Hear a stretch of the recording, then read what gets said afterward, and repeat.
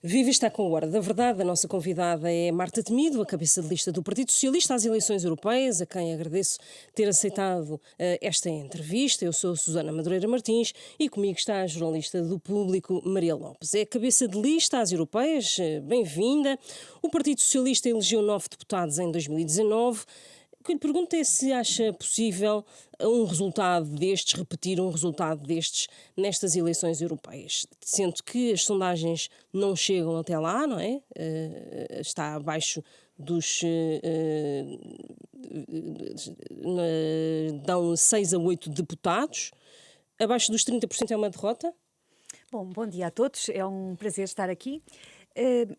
O resultado depende dos portugueses, é evidente. Nós, da nossa parte, da parte da nossa lista, o que temos feito e o que vamos continuar a fazer é, até aos dias 2 de junho, 9 de junho, fazer o maior esforço possível no sentido de ser claros sobre aquilo que está em causa nestas eleições europeias. E é muito aquilo que está em causa nestas eleições europeias. É a Europa que está em risco e são duas visões muito diferentes para a Europa que podem triunfar.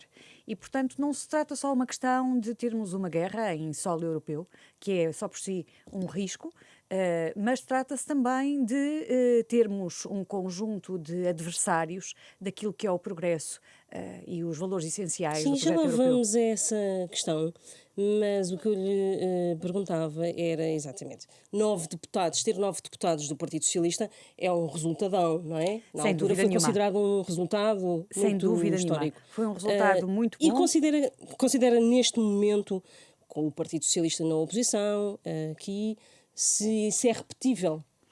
As sondagens não indicam essa possibilidade de repetição. Se as tomarmos como um indicador possível daquilo que é uma evolução da realidade, as sondagens não apontam nesse sentido. Mas claro que trabalhamos todos os dias no sentido de obter o melhor resultado possível, sendo que o melhor resultado é ganhar as eleições. A partir daí... Essa é a meta mínima. A partir daí, o objetivo é melhorar a composição do grupo, da família dos socialistas europeus no Parlamento Europeu, porque é isso mesmo que está em causa. Ultrapassar o PPE. Aquilo que nós, ou ultrapassar outras forças que estão à nossa direita e minimizar o risco de coligações negativas, que parecem, de coligações adversárias do projeto europeu, que parecem uma possibilidade, quando ouvimos o PPE dizer que, dependendo daquilo que sejam os resultados eleitorais, poderá fazer determinadas escolhas. Alianças, portanto, essas alianças. Mas a lista de candidatos do PS não repete um único eurodeputado, dos atuais eurodeputados, digo, porque temos Francisco Assis que esteve 2 mandatos em Bruxelas. Mas há algum descontentamento, alguma desilusão, por assim dizer, entre eurodeputados do PS por terem ficado fora? Fica surpreendida que seja esta limpeza, e não o limpeza no sentido depreciativo, mas acha esta mudança total, isto não causa também aqui algum engulho no início para uma presença mais forte portuguesa, até porque os eurodeputados portugueses estavam muito bem considerados? Só lhe posso dizer 2 coisas. A primeira é que não me ficaria bem como elemento da lista, neste caso cabeça de lista, que foi escolhida pelos órgãos do partido para se apresentar, fazer comentários sobre essas escolhas. E a segunda, muito mais relevante, é que todos nós, e eu particularmente, tenho contado com um apoio inexcedível da parte dos atuais eurodeputados, de uma generosidade e de uma capacidade de ajuda e de uma disponibilidade que eu posso dizer, e já levo alguns anos de vida, que é absolutamente rara naquilo que... Conta com eles na campanha? Conto com eles para tudo. Tenho contado com eles para tudo, não é? Eu conto Eles com vão eles estar para na a campanha. os eurodeputados Pedro Marques, por exemplo, Margarida Marques. Já têm estado. E mais do que isso, tem sido uma consulta quase diária em termos daquilo que é a preparação deste trabalho. E isso é muito bom. E António Costa? Vai ter António Costa no período de campanha oficial? Não faço a menor ideia quais são as disponibilidades e as vontades. Mas convidou? Claro que sim, claro que sim. É Então, qual é que foi a resposta? Não é segredo que entrei na política muito pela mão de António Costa, não é segredo o apreço que tenho e até de alguma forma uma relação um pouco emotiva, porque passámos momentos muito difíceis em conjunto e aprendi com ele uma coisa muito importante para a minha vida pessoal e política: não há problemas sem solução. E isso é, quando se vê o mundo quase a desabar, é uma coisa muito importante, porque há soluções melhores, há soluções piores, soluções mais perfeitas, soluções menos perfeitas, mas não há problemas sem solução. E isso foi uma lição António muito Costa importante. resposta foi? Sim. E a resposta foi? A Para- resposta que teve de António Costa foi? Sempre disponível. Conta com António Costa para uma altura da campanha, por exemplo, em que a solução para um bom resultado for menor, por exemplo. Não percebi. Se conta com António Costa se, a meio da campanha, as sondagens derem Se precisar de um boost. se precisa- Eu vou fazer. exatamente, um impulso. Vamos ver. Esta é a minha primeira campanha deste tipo. E, portanto, eu as estratégias de campanha percebo pouco. Percebo mais de pessoas e de soluções para problemas. Se isso for relevante, penso que poderá acontecer.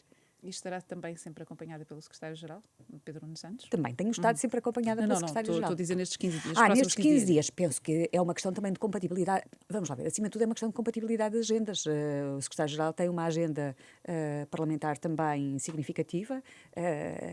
Somos o principal partido da oposição e, portanto, isso tem um peso próprio, uma responsabilidade própria no campo da política nacional. Nós temos a nossa agenda, vamos procurar alinhar o mais possível. Já tem acontecido.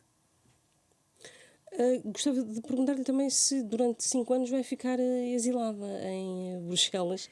Quem pensar em si para outros voos tem de esperar 5 anos. É isso. Sair a meio não é opção. Deixe-me ser muito clara sobre isso. Não aceitarei qualquer outro desafio enquanto estiver a exercer o meu mandato de eurodeputada. Eu sei que há quem esteja preocupado que isso possa acontecer, mas posso tranquilizar já essas pessoas que não serei candidata a mais nada enquanto estiver a desempenhar este mandato. Uma vez mais, tem a ver também com aquilo que está em causa em termos deste mandato ao Parlamento Europeu. E eu acho que é mesmo uma visão da Europa que está em causa e estou muito empenhada e entusiasmada neste projeto e vou levá-lo até ao fim. Diria que a aposta em si para a cabeça de lista a estas europeias se deveu mais às suas capacidades parlamentares e domínio dos dossiês europeus ou por ter sido a governante mais popular do segundo governo de António Costa? Essa é uma pergunta que não deixa de me fazer sorrir porque todos nós, mesmo os que andamos há pouco tempo nesta vida, percebemos que as estratégias de comunicação política passam também por colar às pessoas um determinado rótulo. No passado, colaram-me o rótulo de extremista de esquerda, de adversária do setor privado. Fomos tentando explicar o que é que estava em causa. Agora o rótulo é outro, é um rótulo de pessoa que nunca pensou sobre a Europa. E eu queria ser muito clara sobre esse tema. Sou provavelmente a única cabeça de lista que teve contacto com todas as instituições europeias e que teve que... Como ministra? Como ministra, não como eurodeputada, mas que teve que se sentar no Conselho de Ministros da União Europeia, que teve que responder perante o Parlamento Europeu, porque no princípio da presidência portuguesa há sempre uma sabatina perante o Parlamento Europeu, que teve que interagir com a Comissão. E, portanto, sim, a minha vida é conhecida. Eu venho de um setor específico, o setor da saúde. Não venho da política. De resto, não vou ser política para o resto da minha vida. Não vou estar na política para o resto da minha vida. É um estar, não é um ser. Mas penso que aquilo que presidiu essencialmente à escolha foi um critério de equipa. Porque nós temos perfis muito diferentes neste conjunto de candidatos. Temos pessoas que vêm das autarquias, temos pessoas que já tiveram experiência de eurodeputados, temos pessoas com experiência parlamentar muito forte, e eu tenho o meu percurso. Mudando um bocadinho de tema, o governo português não acompanhou a Espanha, a Noruega e a Irlanda no reconhecimento da Palestina como Estado. Queria saber se considera que o governo português esteve bem por ainda não acompanhar isso. Bom, eu acho que a situação relativamente ao reconhecimento da Palestina tem evoluído. E não é novo que havia um caminho que vinha sendo preparado por vários países, alguns dos quais estão agora a avançar para esse reconhecimento, no sentido de poder exatamente tomar esta atitude. Há duas vias que estão em causa. Uma, a de um reconhecimento mais alargado, da União Europeia falar a uma voz única e univocamente utilizar esse reconhecimento e torná-lo, portanto, mais forte, e essa é uma linha discursiva que compreendemos, mas há uma fragilidade nessa abordagem hipotética. Há países que nós sabemos, há Estados-membros que nós sabemos que, relativamente aos quais essa decisão de avançar nesse sentido será muito difícil. Uma Hungria, uma República Checa. Então, Portugal só deve tomar uma posição se for uma posição concertada a nível da União Europeia. O que estou a dizer é que essa foi a leitura durante bastante tempo. Mas o 7 de outubro marcou uma diferença. E nós temos assistido a declarações, designadamente da parte de Israel, que diz que não se revê, que não aceitará a solução de dois Estados. Nós somos pela solução dos dois Estados. Mas, neste momento, acompanhar eventualmente uma posição destes países torna-se cada vez mais... Então, qual é a alternativa? Acompanhar uma posição deste tipo poderia ser uma alternativa. E havia trabalho que vinha sendo feito nesse sentido. Agora, cabe ao Governo decidir qual é a melhor opção. Mas o PS há vantagens de um lado e de outro. Mas isso é um bocadinho ambíguo, porque... A situação é difícil. Sim. A situação é muito difícil. O importante relativamente a este tema é que seja dado eco e consequências às palavras do Secretário-Geral das Nações Unidas. Cessar-fogo imediato, entrada de ajuda humanitária, aplicação das regras de direito internacional humanitário. Isso é uma coisa... Isso é o essencial. Sim, isso é uma coisa. Agora, Espanha tomou, está aqui ao lado, foi durante muito tempo com António Costa, foram muito parceiros, Sánchez. Há aqui uma decisão.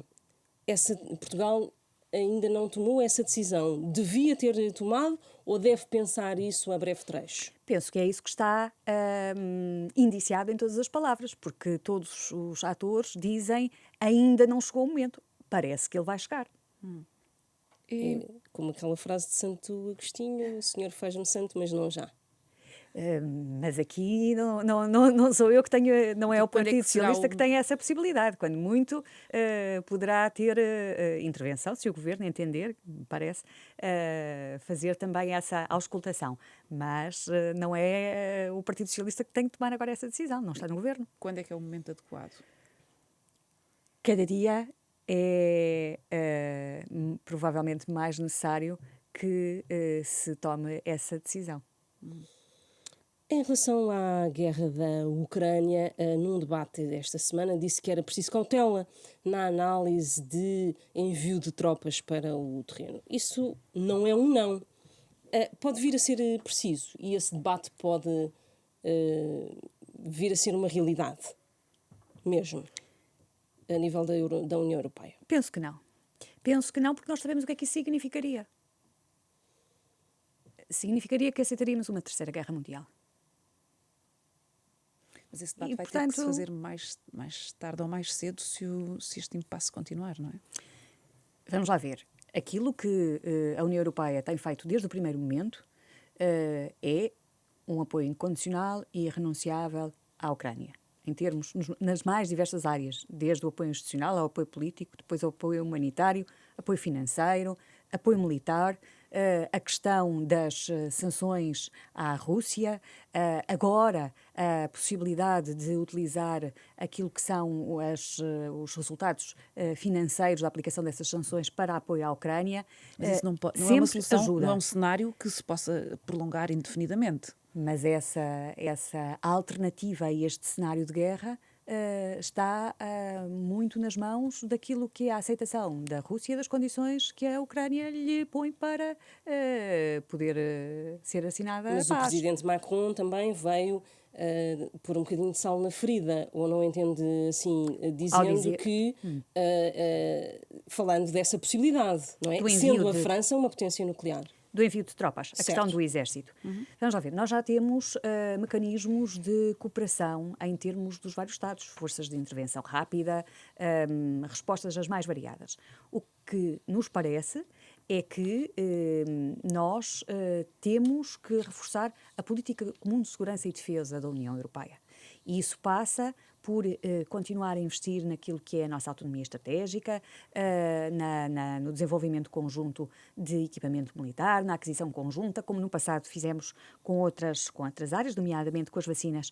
Envio de tropas é algo que significa que estaríamos no fim. Da linha.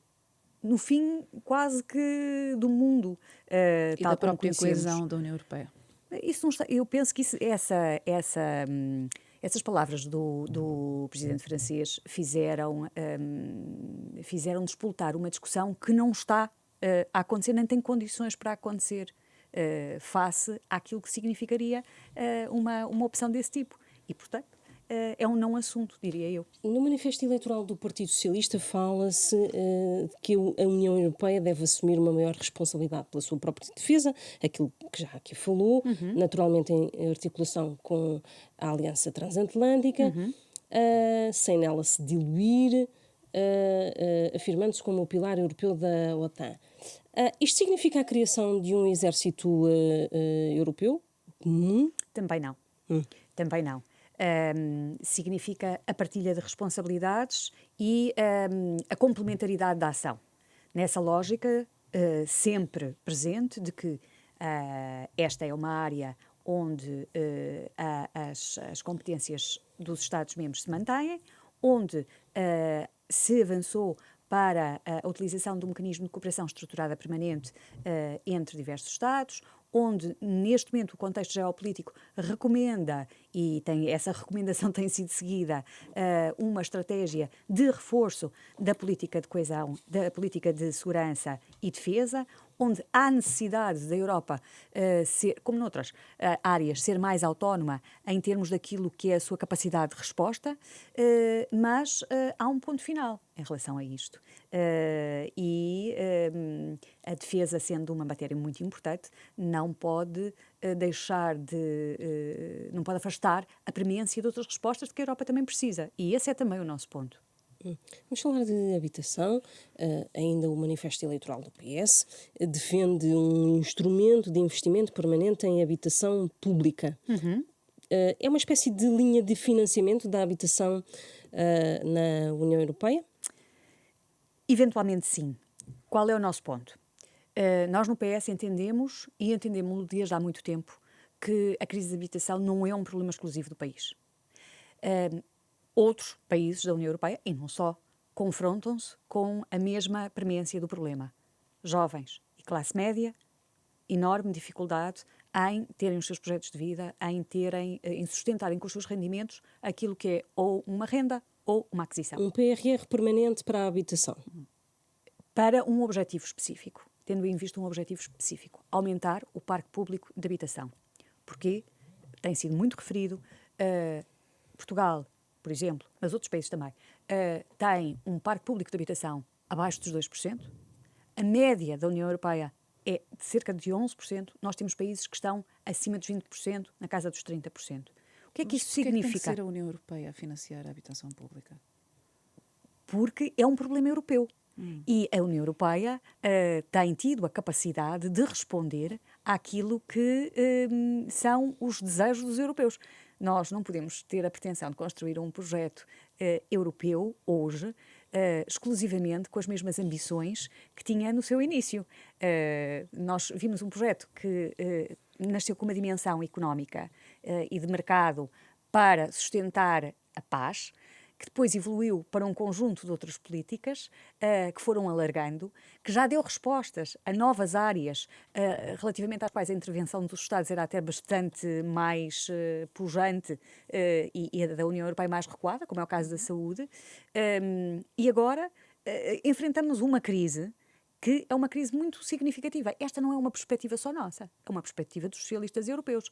Repare, quando nós falamos de Mas isso um também plano é acessível... um pouco o espelho do falhanço de políticas de habitação, por exemplo, do Partido Socialista em Portugal nos últimos 8 anos. Não, é o espelho da compreensão que as políticas de habitação demoram tempo a produzir efeitos, porque toda a gente percebe que uma casa não se constrói rapidamente, que houve um processo que começou pelo reconhecimento do direito à habitação. Portanto, nós já fizemos essa parte do reconhecimento do direito à habitação e começámos a investir em habitação pública. Por alguma razão, o Programa de Recuperação e Resiliência tem uma linha para a habitação. Por alguma razão, o PRR português é o segundo com maior volume de resposta financeira para a habitação. O que é que acontece ao PRR? Acaba em 2026. Vamos ter Seria resposta... uma linha de financiamento posterior a esse limite de tempo. É isso que queremos discutir. É evidente que isso compete com outras necessidades da Europa. Falamos da defesa. Poderíamos falar das políticas de coesão. Poderíamos falar da política agrícola comum. Evidentemente, com as necessidades de alargamento, que também vai ter uma necessidade de reforço financeiro. Mas é disso que estamos a falar, é das escolhas que vamos fazer. E por isso é que nos parece que o nosso projeto é importante para os portugueses, é importante para os europeus, porque procuramos conciliar o melhor possível aquilo que são as várias linhas de desenvolvimento, não deixando nenhuma das áreas da Europa social para trás. Falámos da habitação, mas poderíamos falar dos jovens. Quem é contra os... que continuam a existir estágios não remunerados? Somos nós. Quem é a favor do reforço da garantia jovem? Somos nós. Quem é a favor do reforço de uma economia mais competitiva que permita criar melhores postos de trabalho, mais especializados para melhorar os salários? Somos nós. Portanto, é bastante mais vasto do que aquilo que possa parecer. É não desistir da Europa social. O PS quer programas de habitação de emergência para pessoas em situação de sem-abrigo, que infelizmente é uma realidade que tem aumentado muito nos últimos anos também, mas isso é algo que as próprias câmaras municipais podiam e deviam fazer. Esse é um conselho que deixa a Carlos Moedas, que aposte nesse acolhimento de emergência. Carlos Moedas, que foi bater à porta de São Bento ainda esta semana, por causa precisamente desses apoios para os sem-abrigo? É interessante, agora quando falou, lembrei-me da ideia de que o Dr. Rangel criticou o Dr. António Costa por alegadamente ter ido escrever uma carta e disse que isso mostrava a sua incapacidade de resolver problemas. Dr. Carlos Moedas vai bater à porta do governo. O que é que isso mostrará? Admitindo que a premissa 1 era verdadeira. A AD também defende a questão da habitação, ou uma resposta da habitação a nível europeu. Portanto, mas é uma cortina de fumo, não é uma resposta. Aquilo que a AD uma quer intenção fazer apenas? É a consagração de um direito na Carta de Direitos Fundamentais e abstraindo da questão Isso formal, não é como é um que isso se princípio? conseguiria, abstraindo da questão formal de como é que isso se conseguiria, era preciso, desde logo, unanimidade. E eu tenho muitas dúvidas que se conseguisse essa unanimidade, mas o que me interessa é o seguinte, as pessoas, os cidadãos não vivem de proclamações. As cartas não se constroem. Esse foi o caminho que nós já fizemos. Fizemos com o primeiro direito e depois demos o passo a seguir, que é preciso investimento para avançar. Mas, relativamente à sua questão inicial, as respostas que precisamos para responder a estes problemas têm de ser sempre articuladas entre o nível local, nacional e, na nossa perspectiva, também europeu. Mas não diria que esse bater à porta de São Bento que Carlos Moedas fez, não é essa a prova também de que o Presidente da Câmara de Lisboa não consegue resolver problemas na cidade? A dimensão local e a dimensão nacional são dimensões muito importantes. Eu estou totalmente disponível para as discutir, mas neste momento gostava mesmo de me focar naquilo que são as respostas europeias, só com uma nota.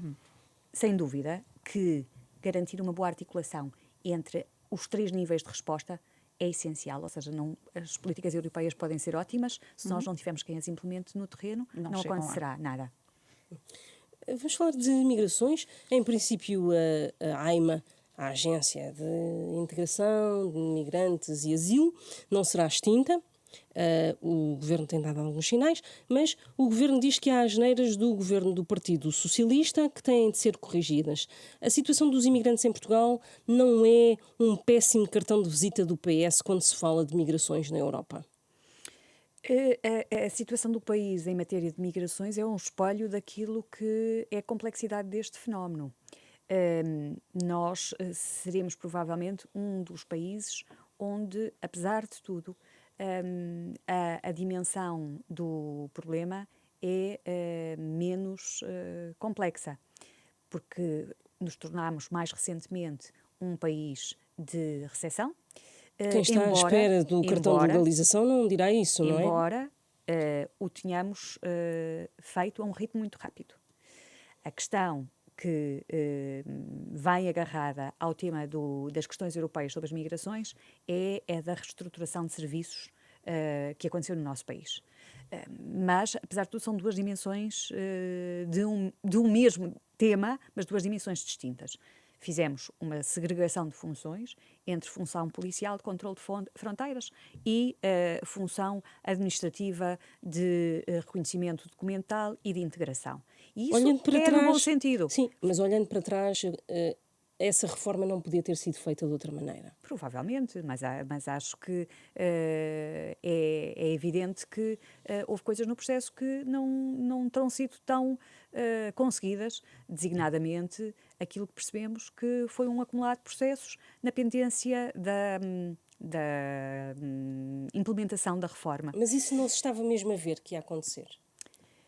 Não sei se estava mesmo a ver. Porque os processos já existiam muitos, não é? Claro que os processos já existiam. Houve uma acumulação. Mas isso não quer dizer que os processos não fossem sendo despachados, digo eu. Agora, o que é importante? É olhar para a resposta. E a resposta que temos é uma nova agência que começou a trabalhar em outubro e que tem um calendário para apresentar resultados, tanto quanto sai, ou pelo menos tinha. Quero crer que se manterá. E, portanto, precisamos de garantir que esse calendário para apresentar resultados, e que eram resultados concretos, no sentido de ultrapassar as pendências e entrar em velocidade de cruzeiro, é cumprido. Mas a ex-ministra que criou, que tutelava a AIMA, é número 3 da lista do PS. Isso não demonstra aqui alguma impreparação para lidar com o assunto? Tendo em conta aquilo que vai ter que defender em Bruxelas? Mas aquilo que é a experiência portuguesa pode até ser muito importante para alimentar as questões das melhorias que precisamos de fazer ao nível europeu. Mostrar como é que não se faz. Não, olha, Susana, vou ser muito franca e se calhar muito dura, mas evidentemente que ninguém fica indiferente àquilo que são filas de migrantes que reclamam, que protestam e que sentem que os seus direitos não são a ser respeitados. Todos nós ficamos preocupados e magoados com essa situação. Mas prefiro essa situação, apesar de tudo, a situações de campos de refugiados, a situações onde as pessoas não são devidamente sequer recebidas, a situações de eventual não assistência a barcos no mar Mediterrâneo. Ou seja, quando nós olhamos para países que dizem que vão colocar as pessoas que chegarem às suas fronteiras em outros países. A propostas. Não é só o Reino Unido. O problema é que não é só o Reino Unido. O problema é que o Partido Popular Europeu tem essa solução escrita no seu manifesto. E nós podemos estar aqui a discutir a AIMA até ao final da campanha. E certamente é importante. Mas essa é uma responsabilidade que agora é deste governo. Sem desresponsabilizar o governo anterior, essa é uma responsabilidade que agora é deste governo. E este governo está, aliás, pelo menos esta semana fez reuniões com os partidos para Certo. recolher contributos, para fazer esse plano de ação das migrações. O que é que, no seu entender, deve constar obrigatoriamente desse plano e o que é que não pode constar de todo? Meios e calendário. Meios para que as pendências sejam recuperadas e para que, num horizonte relativamente curto, o mais curto possível, a AIMA entre em velocidade de cruzeiro. Na resposta documental, que é um primeiro tema, mas sobretudo na outra vertente que parece não estar a ser considerada, que é uma vertente relativamente nova de resposta, que é a componente da integração. Língua, trabalho, integração social,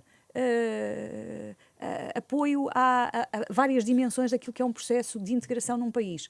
É essencial nós deixemos esta discussão da documentação crítica, evidentemente, não estou a menorizar, e passemos para a outra fase, porque nós precisamos de imigração.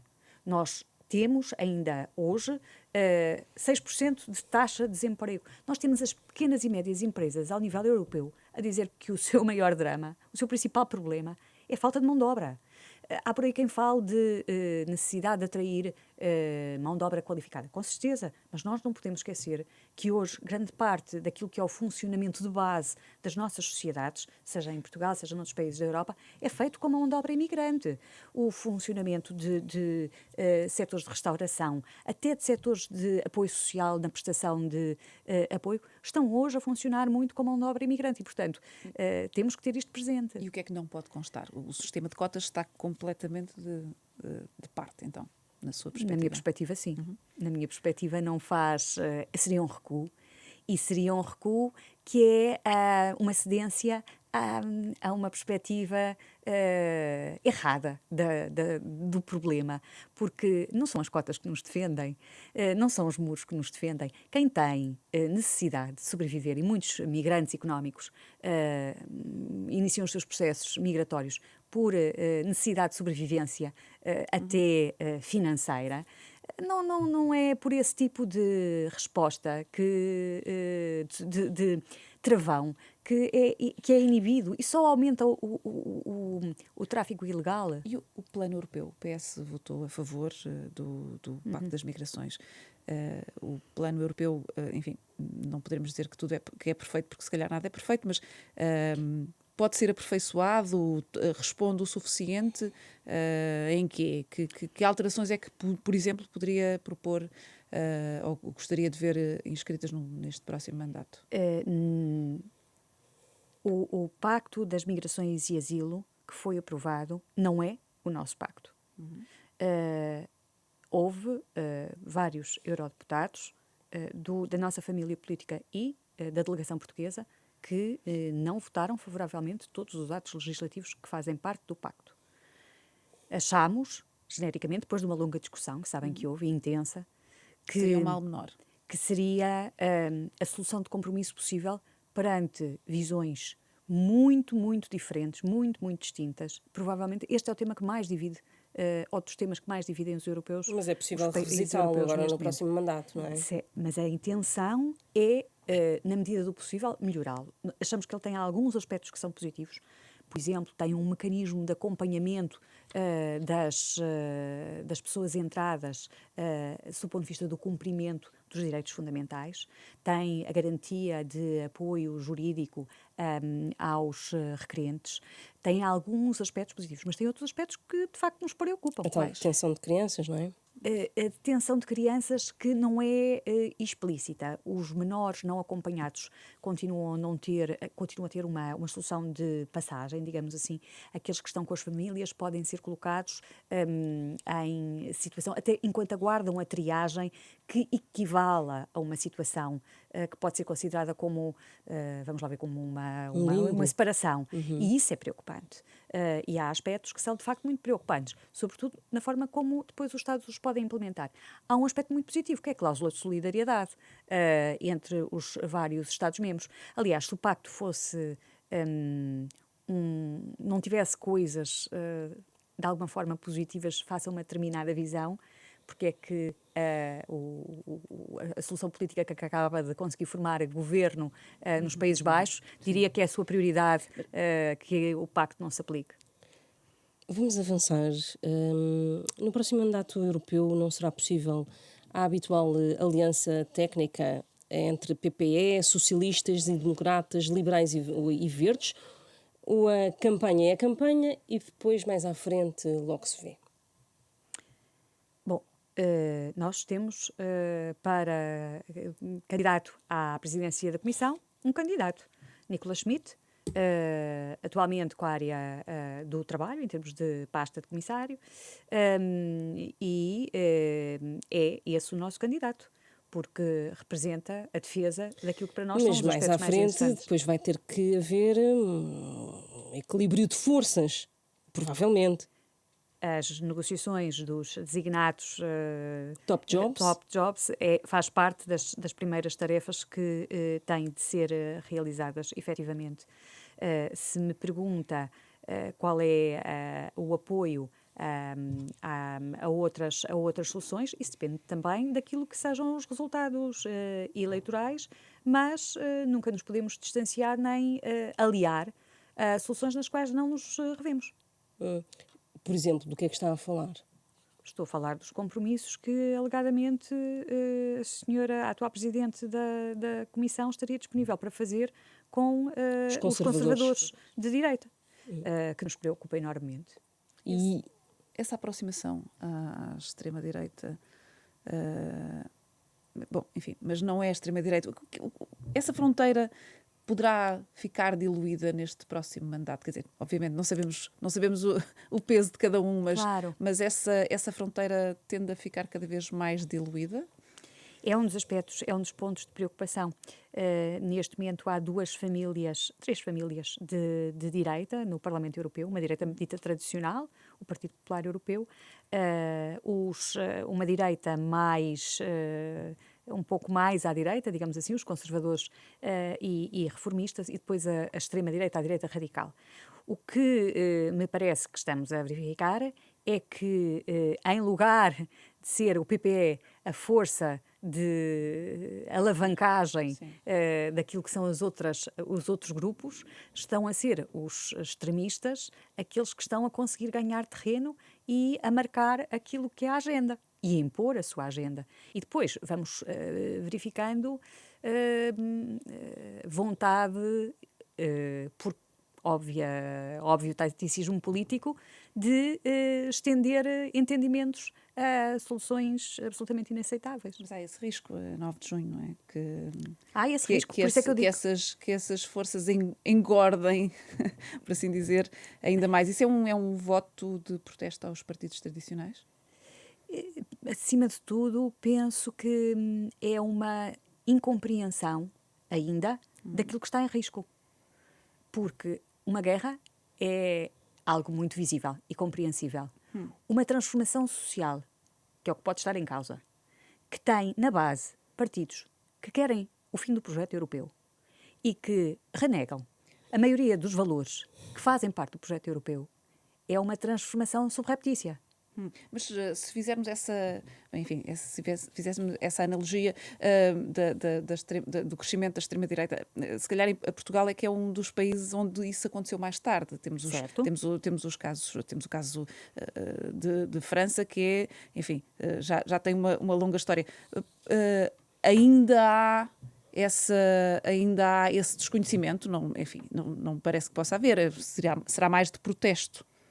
Acha que os portugueses têm a consciência firme, plena, total, de que há 3 famílias políticas de direita no Parlamento Europeu e que poderá haver alianças entre elas e que algumas delas se revêem na criação, no envio de migrantes para terceiros países? Se calhar não fazem contas, mas sabem o que é que cada um pensa, não? Acha que... acho que temos que fazer o nosso trabalho, e agradeço a vossa disponibilidade para nos ajudarem a fazê-lo, de esclarecimento. Porque há muitas formas de radicalizar aquilo que são as nossas respostas. Os nacionalismos, os populismos, aquilo que temos assistido, que são as discussões sobre o que é que se pode e o que é que não se pode dizer, o que é o respeito pelo outro e o que é uma maré de nada conta, nada vale e é tudo para destruir. Aquilo que está a dizer também é que os socialistas e democratas, a família política, pode tornar-se irrelevante ou menos necessária para uma grande coligação. Muito pelo contrário. O que eu estou a dizer é que o voto nos socialistas europeus e nesta família política é a única solução que responde a essa radicalização. Certo, mas havendo a radicalização, o risco é de que os socialistas e democratas se tornem uma força com menos força. Mas, francamente, não é a sobrevivência política que é o valor que deve ser determinante destas análises. É o bem-estar geral, é o projeto europeu, é uma Europa que foi construída com muita dificuldade para sair de um contexto do qual estamos cada vez mais perto de nos voltar a aproximar. Não é uma questão de politiquice ou de projetos pessoais ou do que quer que seja. São mesmo dois modelos que estão em confronto.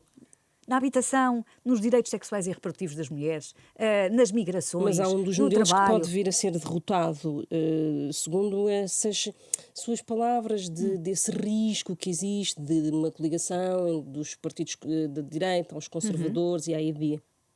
Não percebi, peço desculpa. Se há o risco de os partidos de esquerda Sim. e, sobretudo, os socialistas e democratas ficarem com uma base de apoio que não lhes dá força e influência a nível do Parlamento Europeu. Não creio que isso seja um risco real. Efetivamente, nós percebemos que há risco, mas estamos a fazer o nosso caminho, estamos a fazer o nosso trabalho e os números, aquilo que se indicia, não é essa realidade. Pronto. Mas o risco existe. Certo. Sempre. Aliás, a democracia está sempre em risco. Nós temos que a defender todos os dias. E esses resultados eleitorais destas europeias podem ou não condicionar a política caseira, digamos assim? São uma espécie de primárias para futuras legislativas?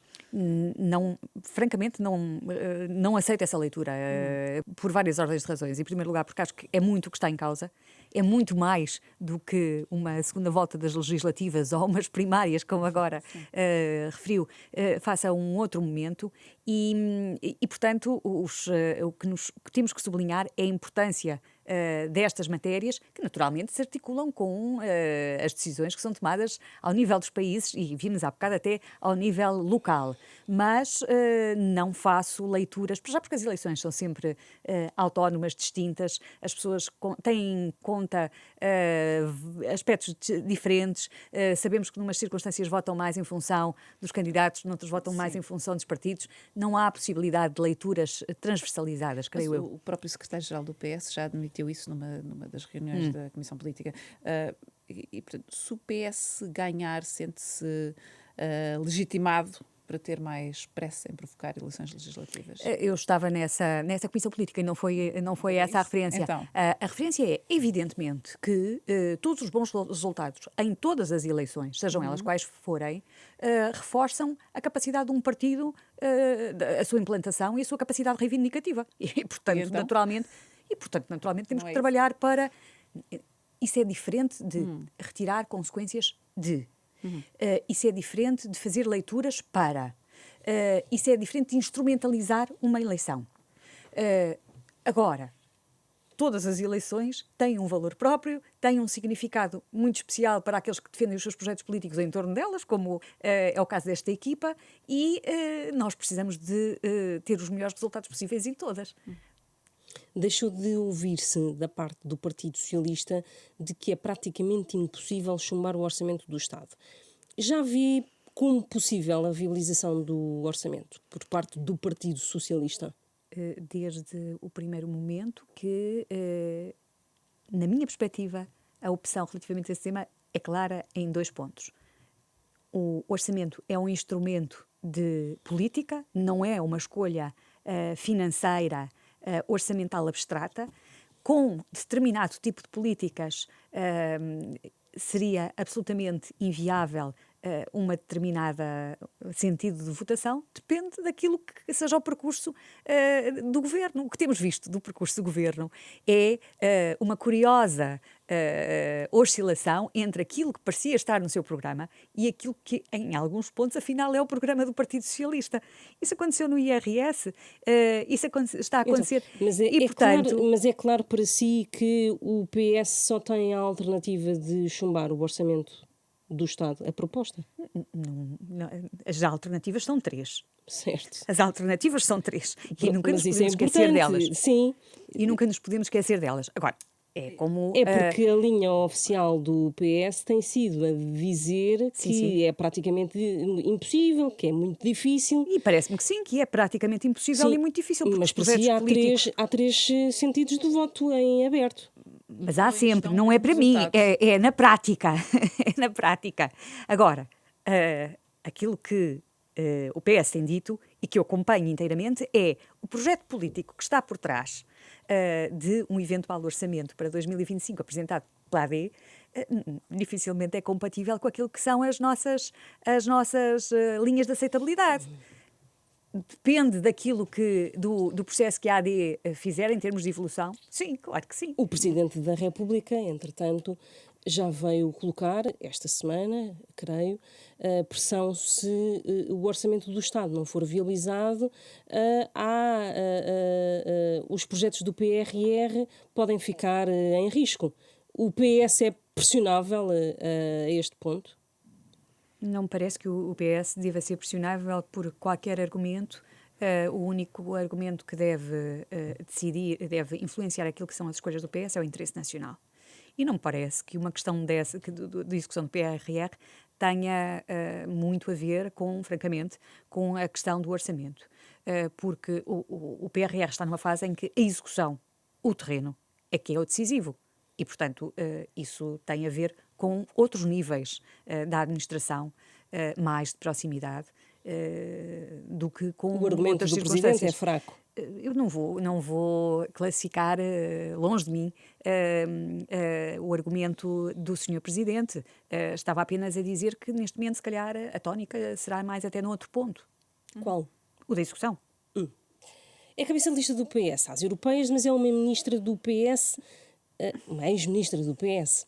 Gostava de saber a sua opinião sobre a exoneração de Fernando Araújo da direção executiva do SNS. Podia ter acontecido, mas não nos moldes. Não devia ter acontecido. Qual é que é a sua opinião? Bom, eu procurei sempre não comentar questões de saúde, guardando o recato em relação àquilo que era a evolução do setor. Acredito que a direção executiva é um projeto essencial para a reorganização do SNS. Acredito que a direção executiva tem que ter um pendor, não de definição de políticas, mas de implementação de soluções no terreno e de coordenação entre estruturas. E, nessa perspectiva, acho que houve aqui uma linha de trabalho que ontem o professor Fernando Araújo, aliás, sublinhou, dando um exemplo da construção de uma ponte, de uma forma muito interessante, que foi interrompido. E que era o projeto que aquela equipa tinha em mãos para implementar. Compreendo a decisão que foi tomada. Se vamos ter a responsabilidade pela construção de uma ponte, mas não definimos onde é que é o ponto de amarração, como é que são as placas, é natural que não queiramos ter essa responsabilidade. Desejo a maior das sortes à nova direção executiva. E esta escolha de um militar, e trabalhou com um militar quando foi... Trabalhei com vários, na e com muito gosto. Exatamente, que deram uma ajuda preciosa. Sim. Esta escolha do militar Gandra de Almeida para a direção executiva faz sentido? Com toda a franqueza, Maria, eu não considero o estatuto civil ou militar como um estatuto em si próprio. Acho que as pessoas têm determinados caldos de cultura, determinados percursos que vêm das suas experiências anteriores. A minha experiência foi muito positiva. no trabalho com as forças militares, com os vários ramos, pela capacidade, pela competência, até por alguma compreensão que eu não tinha anteriormente de que o papel das Forças Armadas pode ir bastante para além daquilo que são as respostas militares e pode ser bastante importante naquilo que é a organização de uma resposta de outro tipo, emergencial. Se esta pessoa em concreto tem ou não tem as competências para lidar com aquilo que é uma estrutura com 100 mil trabalhadores, que atende 10 milhões de pessoas, que está pulverizada por todo o país. Isso agora só o tempo de mostrar. Eu não conheço o Dr. Gandra de Almeida e não posso fazer mais nenhum comentário. Mas conhece a nova Ministra da Saúde? Conheci a Senhora Ministra da Saúde por força de circunstâncias das nossas vidas anteriores, a Senhora atual Ministra da Saúde como bastonária da Ordem dos Farmacêuticos. E surpreende que ela tenha estas decisões. Há aqui algum sentido de quase de ajuste de contas? Não sei avaliar, espero que não. Seria um péssimo prenúncio, desde logo para o êxito do Ministério da Saúde. Nós, se vamos ajustar contas, se a nossa postura é uma postura de ajuste de contas, tendemos a que a vida não nos corra muito bem. Eu pergunto isso porque a análise que o PS tem feito de uma série de demissões, exonerações e até de reversões de algumas políticas que o Governo já disse que faria, quase como um ajuste de contas, e por isso daí a pergunta. De alguma forma, perplexidade. Aliás, não deixo de, neste ponto, recordar aquilo que foi também a leitura recente de um dos anteriores presidentes da CRESAP. Nós batemos-nos porque determinados lugares da administração pública não fossem politizados. Nós implementámos, acompanhámos uma comissão de recrutamento e seleção para a administração pública que valida os processos. Nós temos escolhas, até em alguns casos, por concurso público.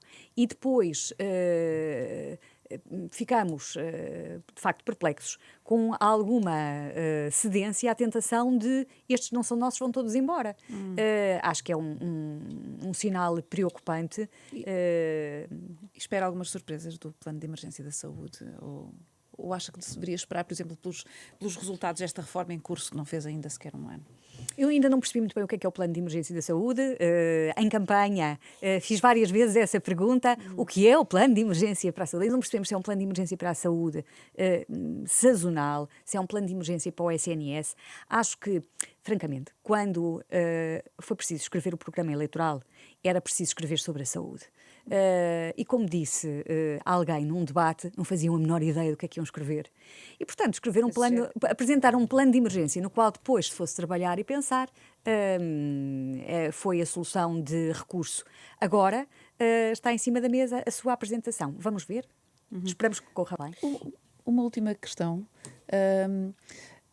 António Costa sempre se augurou um futuro na Europa, fala-se tanto na possibilidade do Conselho Europeu.